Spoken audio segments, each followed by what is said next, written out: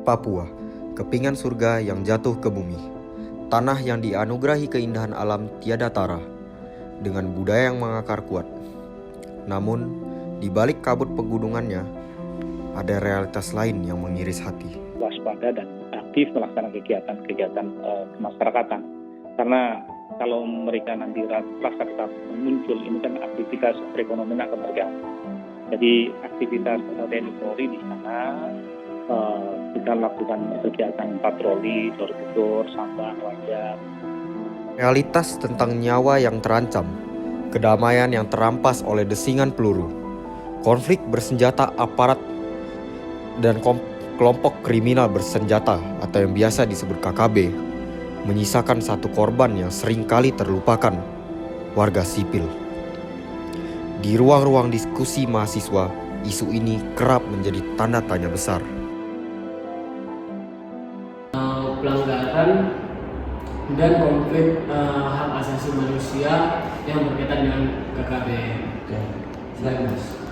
Sebelumnya, seberapa jauh kamu tahu tentang konflik yang terjadi di Papua, khususnya terkait KKB dan dampaknya terhadap warga sipil? Jadi yang saya tahu sebagai gambaran umum aja ya, soalnya saya cuma tahu garis besarnya aja, itu kayak gerakan separatisme gitu ya Mas. Untuk mereka itu mau memisahkan diri dari bagian NKRI. Jadi yang saya tahu itu jadi gerakan mereka itu mencoba melepaskan diri dari NKRI, dan juga ada gesekan antara TNI Indonesia dengan KKB atau UPM ini. Itu yang satu sih. Ketika senjata bicara, warga sipil terbungkam.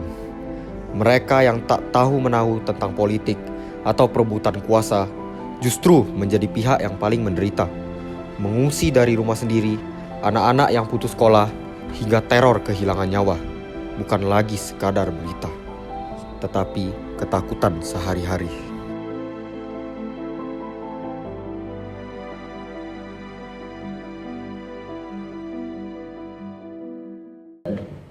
Menurutmu apa yang paling memprihatinkan dari kondisi warga sipil Papua yang hidup di tengah konflik bersenjata ini? Pastinya keamanan dan juga rasa aman. Bagaimana kita sebagai warga sipil di tengah-tengah keadaan konflik yang masih tetap berkelanjutan, dan juga melihat dari akses di Papua pun masih bisa dikatakan sedikit kurang memadai. Jadi sangat prihatin, dan juga sebagai warga sipil harusnya memiliki sebuah hak untuk bagaimana dia merasa aman dan juga terlindungi. Apakah menurutmu hak dasar warga sipil seperti rasa aman tadi di wilayah yang terdampak konflik itu perlu dibenarkan seperti apa? Seharusnya memang bagaimana negara itu bisa hadir di tengah-tengah tersebut, dan juga bisa setidaknya membuka ruang diskusi publik agar nantinya konflik ini bisa diselesaikan dengan lebih bijaksana, dan juga tidak ada lagi pertentangan lagi, agar nanti bisa terciptanya sebuah kedamaian dan juga rasa aman bagi masyarakat sipil Papua ini. Dari sudut pandang kamu, siapa yang menurutmu paling bertanggung jawab atas perlindungan warga sipil di sana? Kalau dari HAM sendiri, saya kira negara sangat harusnya bertanggung jawab atas ini, karena bisa dikatakan kan juga Papua sebagai bagian dari negara kita juga, negara kesatuan Republik Indonesia, dan sudah sepatutnya harus bisa memberikan perhatian juga ke Papua, yang dimana ini kan hal ini sudah menjadi tugas dasar bagi negara untuk bisa menciptakan rasa aman dan juga terlindungi bagi masyarakat.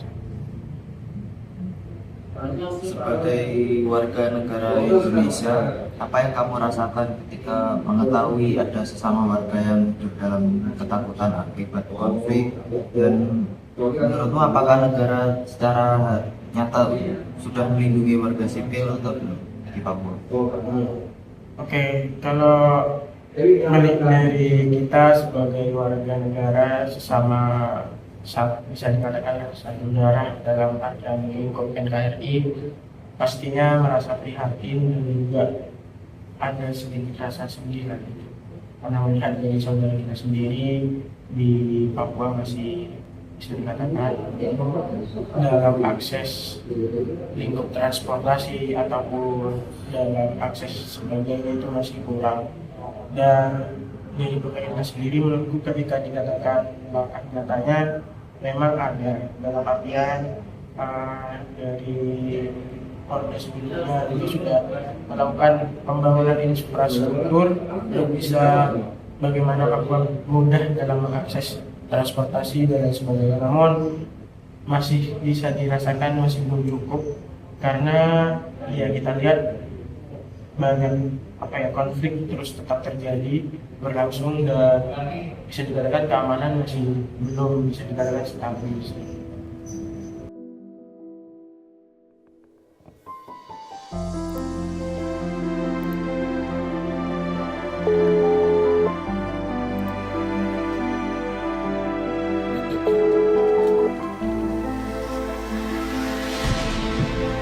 Halo, selamat sore.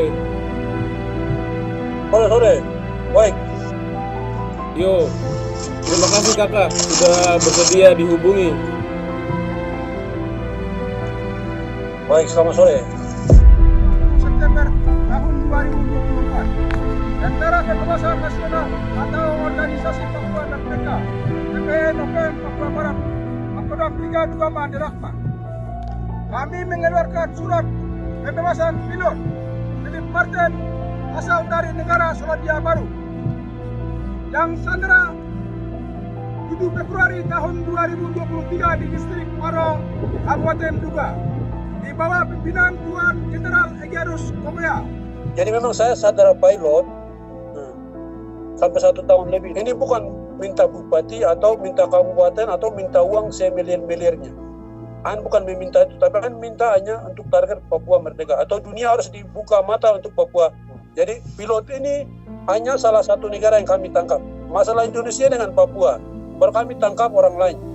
Supaya dunia bisa perhatikan untuk Papua bagaimana sudah Papua yang terjadi selama ini. 2023, Jenderal Egyanus Kombea tangkap saya di distrik Paro sampai hari ini. Di mana saja kami lihat negara asing, saya akan tangkap, tidak akan lepas. Tapi untuk transportasi, untuk di kampung-kampung ini kan sangat bergantung dengan pesawat. Pesawat-pesawat itu bergantung dengan para pilot. Pilot itu juga banyak yang berasal dari negara lain. Orang Papua asli, dia punya tangan, kaki.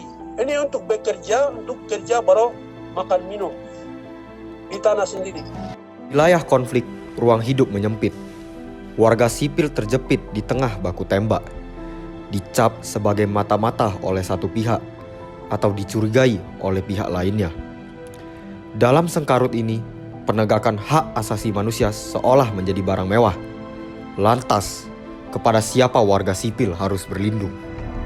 Terlihat, OPM menembaki prajurit TNI Polri dari atas bukit. Gerak TNI Polri sepertinya memang terbatas. TPN PB OPM bergerak bebas mengepung mereka. Ini sejalan dengan video yang diunggah pada 2022 lalu oleh OPM. Ini adalah Komandan Operasi OPM Kodam 3 Dugama Darakma. Ia berdiri pada titik ini pada sebuah eskavator yang terbakar. Lokasi eskavator ini ada di atas bukit dari Bandara Darakma.